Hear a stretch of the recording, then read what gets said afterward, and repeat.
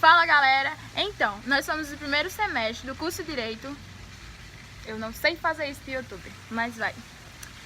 Então, nosso trabalho foi orientado pela professora Josiane Queiroz, da disciplina de Introdução ao Estudo do Direito. Nesse vídeo nós vamos tentar abordar o que seria o direito para Herbert Hart. Nesse livro, o autor busca solucionar questões que os alunos do primeiro semestre do curso de Direito são submetidos, tais como: o que é direito? Realmente existe um conceito concreto do que seria o direito? Vamos tentar compreender o que seria o direito para algumas pessoas. Prestem atenção. Para você, o que é o direito?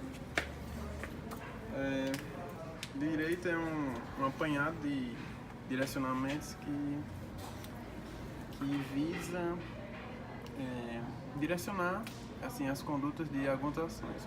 Aí é um ramo muito amplo.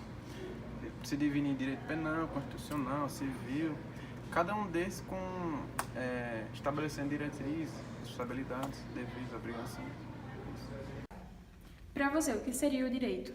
Direito, para mim, é um conjunto de normas que regem condutas sociais, onde você terá que, vamos supor, chegar a determinada condição para exercer aquele seu direito resguardado e que, se você descumprir alguma norma, você terá sanções implicadas às suas ações. Cristiano, para você, o que seria direito? Na minha concepção, na concepção do professor Miguel Reale, o direito é uma ordenação heterônoma que tem como buscar os valores, garantir a busca dos valores sociais, por meio da sua dimensão axiológica, enfim, limitando os valores, os fatos sociais por meio de normas éticas e heterônomas. Tendo a palavra direito diversos significados, podendo referir-se tanto a um fenômeno social quanto a um complexo de regras para o controle social ou princípios de justiça, percebe-se que tais composições partem de divisões diferentes do fenômeno jurídico. O que identifica a um complexo de regras para o controle social emanadas do Estado é o chamado positivismo jurídico, e aquela que tem como princípios de justiça é o chamado justnaturalismo. Em linhas gerais, podemos dizer que para Hart, a característica mais proeminente do direito em todos os tempos e lugares consiste em que sua existência significa que certas condutas humanas já não são mais facultativas, mas obrigatórias em certos sentidos. Ô Pri, tu tá falando tanto de Hart, mas quem é Hart mesmo? Herbert Lionel Adolphus Hart nasceu na Inglaterra, foi um filósofo do direito e uma das principais figuras no estudo da moral e da filosofia política. Uma de suas principais obras foi o famoso livro O Conceito do Direito, considerado mesmo por seus maiores críticos uma obra-prima da teoria do direito no século XX. Hart propõe que o direito é composto por regras primárias, que são regras de conduta, e as regras secundárias, que não impõem obrigações, sejam por criar poderes públicos ou privados, e que a ligação entre essas regras ocupa um lugar central no estudo jurídico. Vamos entender um pouco mais sobre cada uma delas. Regras primárias são aquelas que impõem diversos deveres, sempre exigem que os indivíduos daquelas sociedades façam ou deixem de fazer algo. Essas regras, diz Hart, existem desde as sociedades primitivas, logo são bastante frágeis em diversos aspectos e sozinhas são incertas, estáticas e ineficazes. As regras primárias também são chamadas de regras de obrigação, uma vez que impõem conduta ou abstenção de certos atos, independentemente da vontade do sujeito a quem se destina, acarretando uma sanção ao descumprimento. Vejamos o exemplo a seguir.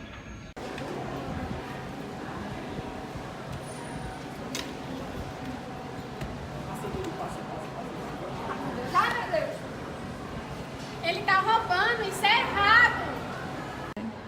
Para Hart, em sociedades primitivas, o direito existe apenas como regras primárias. Isso resulta em 3 defeitos para o desenvolvimento social, sendo o primeiro deles a incerteza.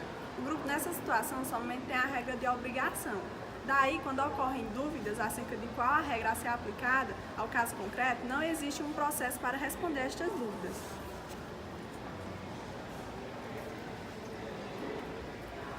O segundo defeito é o caráter estático das regras primárias.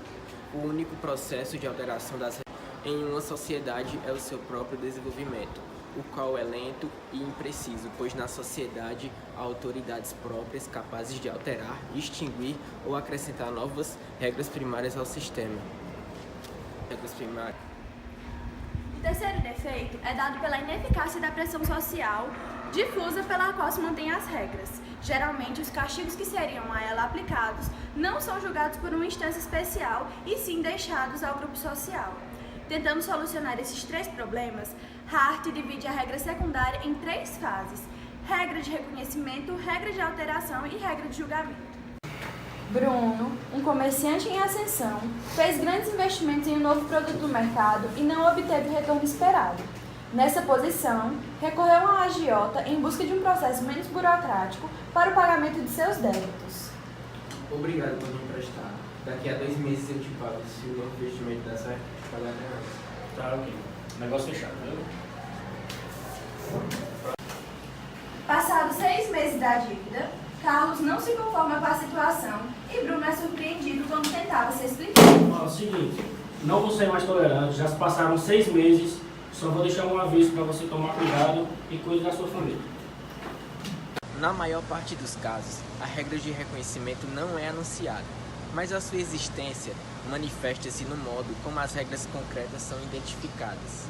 Ela se encontra acima da Constituição do país e nela se reúnem os critérios necessários para conferir a validade de todas as outras regras.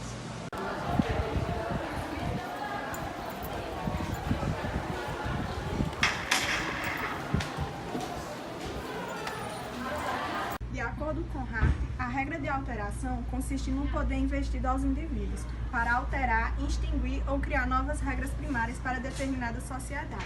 O poder legislativo de hoje é o exemplo desse tipo de regra.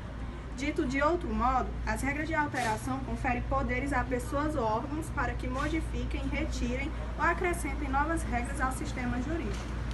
Através do relato do acusado que cometeu um crime chamado de latrocínio, esse tipo penal está previsto no Código Penal, mais especificadamente no artigo 157, parágrafo 3º, inciso 2.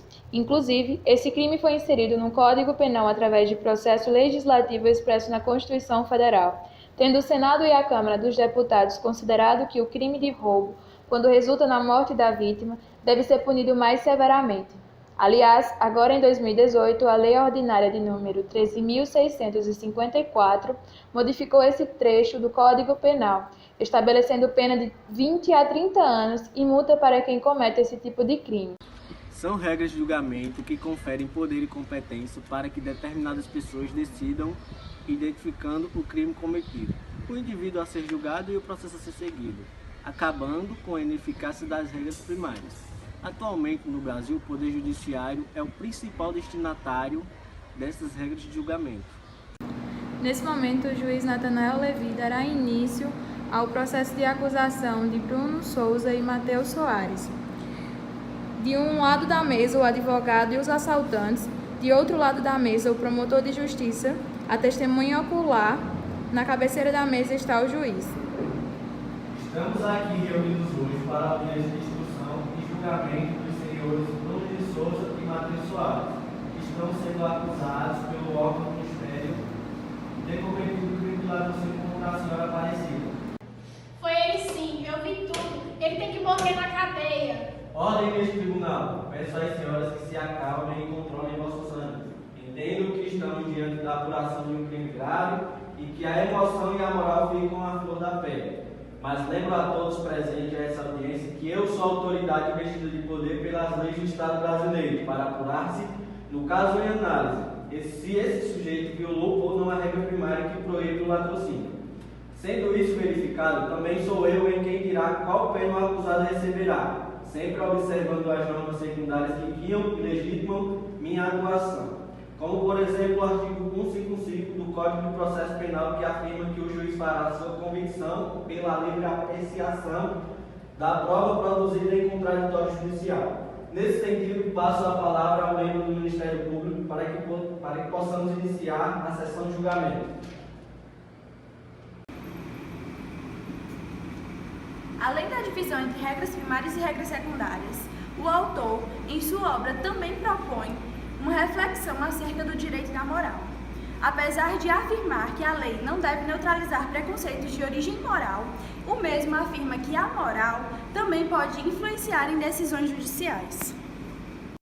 Como um bom positivista de direito que é, defende que não há uma verdade necessária que as leis devem reproduzir ou satisfazer certas exigências da moral, pois, embora seja comum a correspondência entre direito e moral, aqueles não precisam desses para existir ou ser considerados. Outra distinção importante entre o direito e a moral apontada por Hart diz respeito à forma como a pressão moral é exercida sobre o sujeito.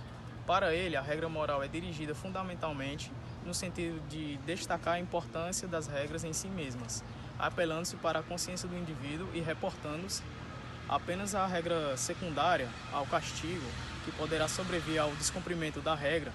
Já as condutas exigidas juridicamente vinculam-se de modo mais imediato à ameaça de sanção caso o seu descumprimento. Vejamos no exemplo.